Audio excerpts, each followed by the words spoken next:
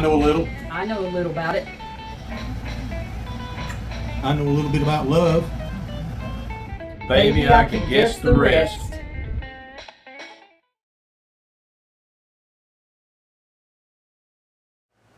Alright folks, we're going to be canning dried beans today.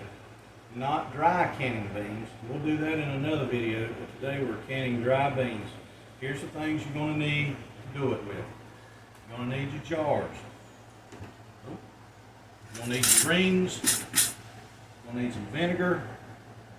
A couple of measuring cups. Sea salt. You can use canning salt. I didn't have canning salt today, so I'm using sea salt.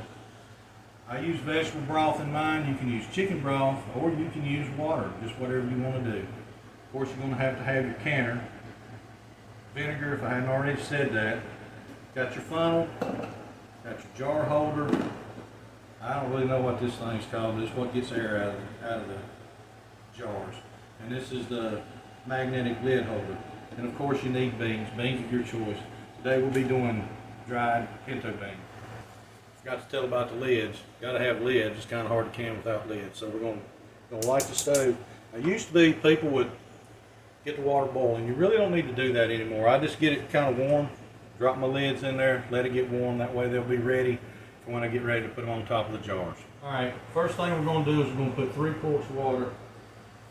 When I'm doing mine, I don't heat anything up. I go straight cold, straight into the pressure canner. That way everything heats up easy.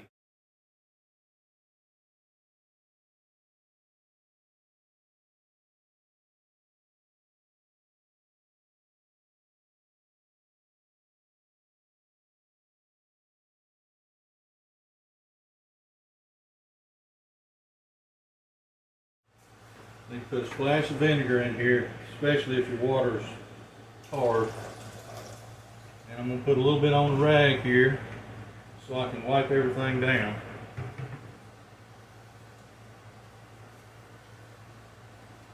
I've already kind of sorted through my beans here and got the rocks and everything out. But we're doing pints. You can do quarts, but we do pints because I'm going to rinse my hands off. I've got vinegar on. For pints, you're going to use a half a cup. If you were doing quarts, you would do a whole cup.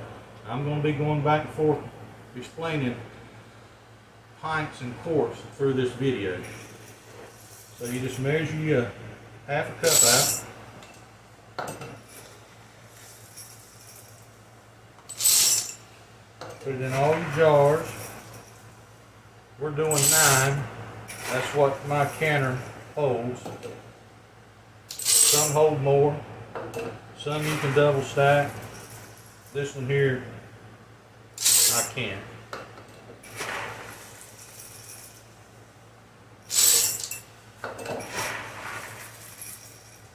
All full now. I'm going to take some of my sea salt and I'm going to pour it in this little bowl. I think my wife calls them ramekin dishes or something like that.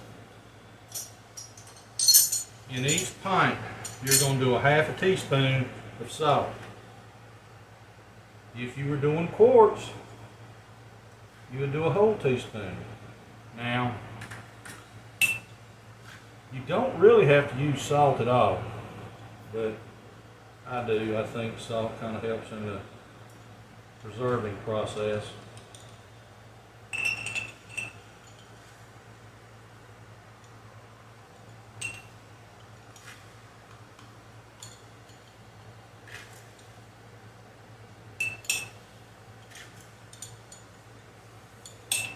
Alright, got all the salt done. So I can put this out of the way. Next thing I do is I use vegetable broth. You can use chicken broth, you can use plain water, it doesn't matter. But I'm going to use vegetable broth because it gives it a little bit more flavor. We're going to fill these jars up to about 1 inch. Somewhere kind of close to 1 inch. I don't use one of those measuring things, I just kind of guess at it. But if you want to use a measuring thing, feel free to go ahead and do that. Cut it off. before I start putting the lids and the rings on, like I said, I use vegetable broth in mine. These are 32 ounces. You can get them bigger, you can get them smaller, but it takes about 3.5 of these to fill up 9 pints. Like I said, now you don't have to use vegetable broth. You can use water. We're on city water, so I'd rather use vegetable broth on some of the canning stuff that I do. I just kind of like to get all my lids on and kind of get them set before I put my rings on. I've got a little trick that I do to make sure they stay where they're supposed to stay when I put my rings on. My wife tells me all the time that I need to talk up because sometimes I start mumbling. So if I'm mumbling, I apologize. If I start, ow, that burnt. If I start cussing because I couldn't get them lids apart.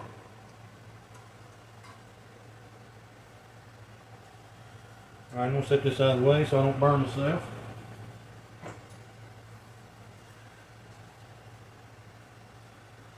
Like I said, the only thing that's warm here is the lids. Everything in here is cold. And what I like to do is when I get ready to put my rings on, I just kind of put my finger on there just so I make sure that it doesn't wobble on me. Now, this is how I tighten my lids. I take that finger, and as soon as it slips, I'm done. That's all that lid needs to be.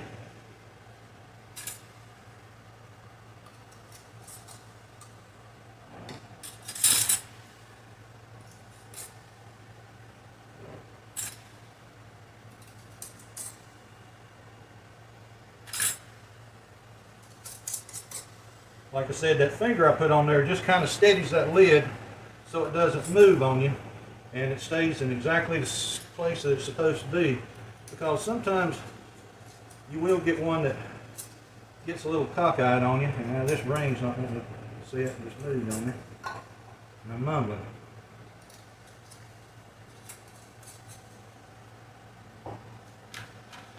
Now a lot of people say you're going to a lot of trouble canning dry beans. Why do you do that? I mean, I know you can vacuum seal them, you can dry can them, and I'm going to show you how to do dry canning in another video.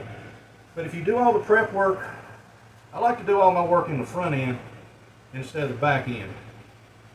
That way, I mean, if you get in a situation where your power's out or something like that, you ain't got time to be cooking beans for 4 or 5 hours.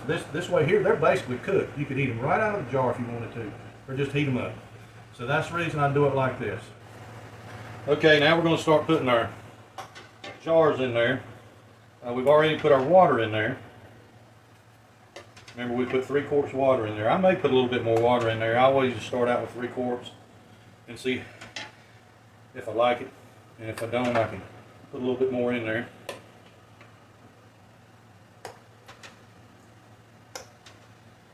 I'm going to add just a little more water in there, but not much.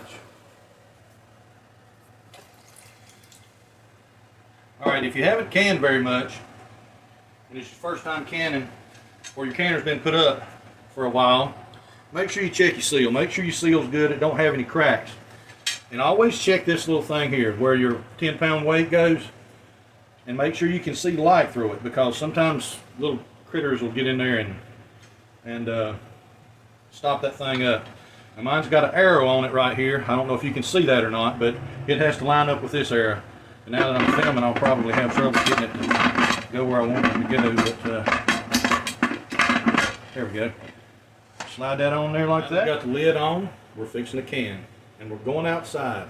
That's right, I don't can inside. It's too hot. It makes the house too hot. So I can on my grill on the side burner, and it works perfect.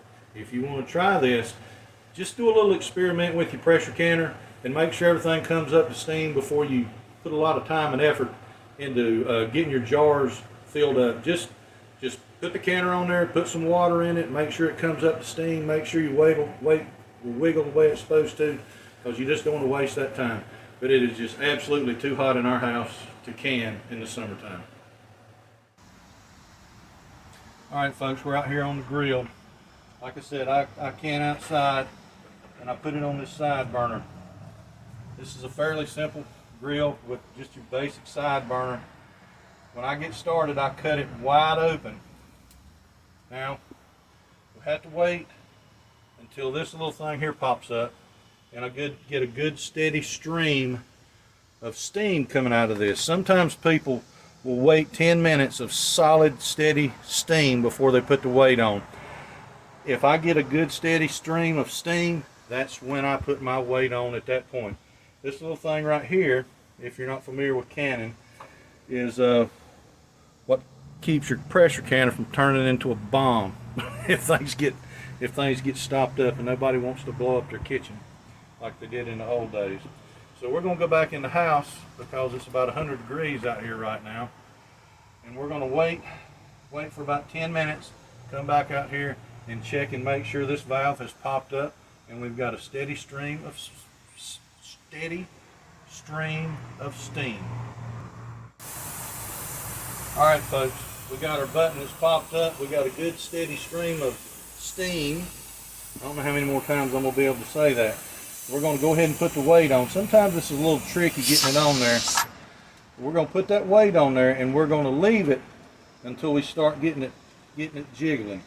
As soon as it starts jiggling, which it's going to take a little bit, but as quick as that happens, I'm going to cut my heat all the way down. And as long as it maintains that wiggle, we're good. All right. Our weight, 10-pound weight, is wiggling just where it needs to be. I'm going to cut my side burner all the way down to low. And I've already done the testing with this. This is exactly where mine needs to be. Now for pints, you're going to set your timer for 1 hour and 15 minutes. For quarts, you're going to set your timer for 1 hour and 25 minutes. I'm going to set mine for that right now. Been 1 hour and 15 minutes, so what we're going to do now is we're going to cut the heat all the way off. Let me shut this thing off. When this thing stops wiggling and this button goes down flat, you can basically take the top off the pressure canner.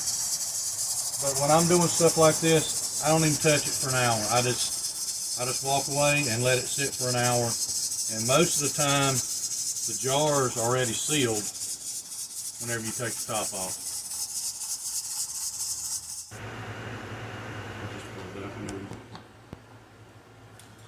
And this, ladies and gentlemen, is the finished product. Remember how I said all the water would be gone? And it's all gone. The beans have soaked up all the water.